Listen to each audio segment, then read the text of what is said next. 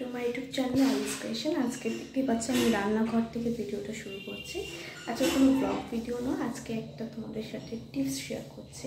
এটা আমার খুব কাজে লেগেছে, তাই ভাবলাম পুজোর আগে তোমাদেরও কাজে লাগবে। এটা পুজোর আগে বলে না, কারণ এটা শীতকালে আমার বেশি হয়, তো এটা আমি দেখছি এখনও আমার হচ্ছে, কারণ প্রচুর চুল পড়ছে। তো অনেকেই এই সমস্যা আছে, বিশেষ করে মেয়েদের এটা বিশাল বড় সমস্যা। তো এই চুল পড়া কী করে বন্ধ হয় তার জন্য আমি তোমাদের কিছু একটা টিপস শেখাবো। তো সেটা নিয়ে আজকের ভিডিওটা।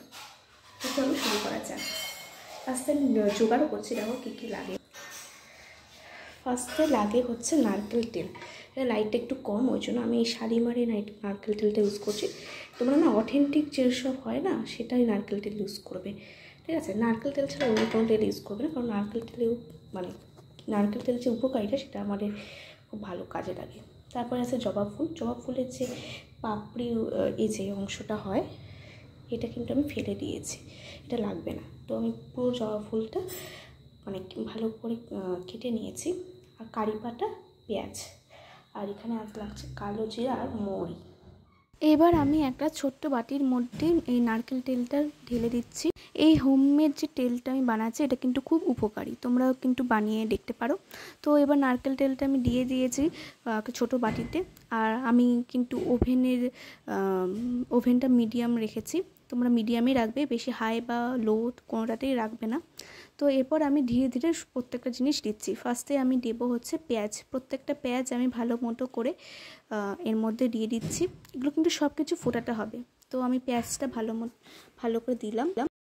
দেখো পেঁয়াজটা কিন্তু ফুটছে কড়াইয়ের মধ্যে, বাটির মধ্যে। এরপর আমি দিয়ে দিলাম হচ্ছে জবা ফুলের পাপড়ি। এবার জবা ফুলের পাপড়ি দেওয়ার পর আমি দিয়ে দিলাম একটা একটা করে কারি পাতা। কারি পাতাগুলো আমি কোনো বাটি নিই, নর্মাল যেগুলো গোটা গোটা হয় সেগুলোই আমি দিয়েছি। এরপর আমি কালো জিরে আর মৌরিটা দিয়ে দিচ্ছি। তো এগুলো দিয়ে দিচ্ছি। এবার এগুলো একসাথে কিন্তু ভালো করে একটু ফুটাতে হবে যতক্ষণ না কালার আসছে।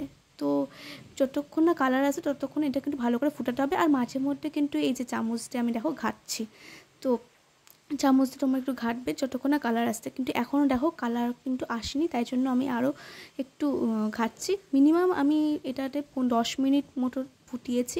হ্যাঁ, একটু তেলটা কমে যাবে ঠিকই, কিন্তু কালার আসলে এটা কিন্তু খুব ভালো। এই কালার যতক্ষণ না আসে ততক্ষণ কিন্তু হবে না। তো এই দেখো 10 মিনিট পর কিন্তু কালারটা এসে গেছে। আর যে পাপড়ি আর কারি পাতার যেগুলো ছিল সেগুলো কিন্তু প্রায় পুড়ে গেছে, এগুলো ফুটে গেছে। তো কালারটা এইভাবে এসে গেছে। তো এরপর আমি ওভেনটা বন্ধ করে দেব, আর এটা কিছুক্ষণের জন্য ঠান্ডা হতে দেব। ঠান্ডা না হলে কিন্তু এটা ছাকা যাবে না। তো আমি এটা ঠান্ডা করে এটা আমি ঠান্ডা করতে দিয়েছি আর ওভেনটা বন্ধ করে দিয়েছি। এই যে তেলটা বানালাম, এই তেলটা কিন্তু অনেক দিন ধরে প্রিজার্ভ করে রাখা যাবে। আর এটা কিন্তু একটু গন্ধ হবে ঠিকই, কিন্তু এটা কিন্তু খুবই উপকারী। তো আমার ছাকা হয়ে গেছে, দেখতেই পাচ্ছ একটা বাদামি কালারের একটা বর্ণ এসেছে। তো যাই হোক, এটা আজকে ভিডিওটি এই পর্যন্ত। ভিডিওটি ভালো লাগে তো অবশ্যই লাইক করে দিও, আর এটা কিন্তু খুবই উপকারী।